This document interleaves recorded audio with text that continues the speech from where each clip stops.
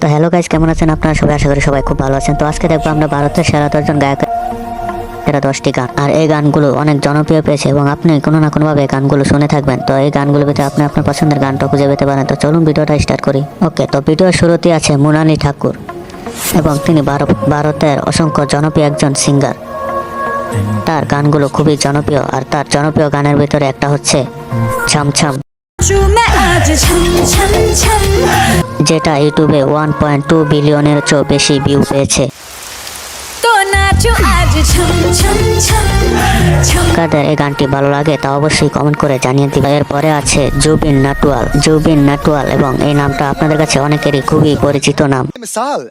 জুবিন নটিয়াল। তার গানগুলো অনেক সুন্দর। তার সেরা গানের মাঝে একটি গান হলো লুট গয়ে, যে গানটিতে ইমরান হাশমি এবং রাধিকা অভিনয় করেছেন।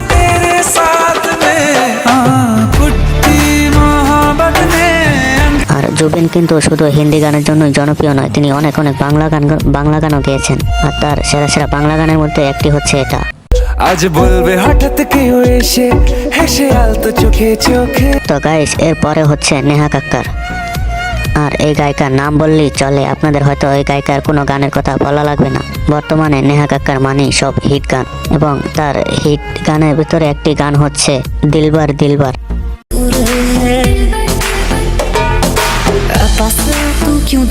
যেটা ইউটিউবে 1.3 বিলিয়নের চেয়েও বেশি ভিউ পেয়েছে। এবং তারপরে হচ্ছে মিলি হো তুম হামকো, সেটা তো 1.3 বিলিয়নের চেয়েও বেশি ভিউ পেয়েছে।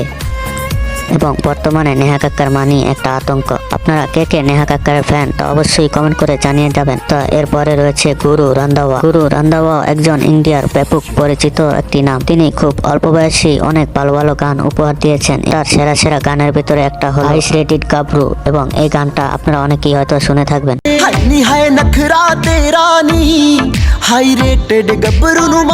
এবং আরেকটি মিউজিক হচ্ছে টি সিরিজে রিলিজ পারত ইশারে তেরি।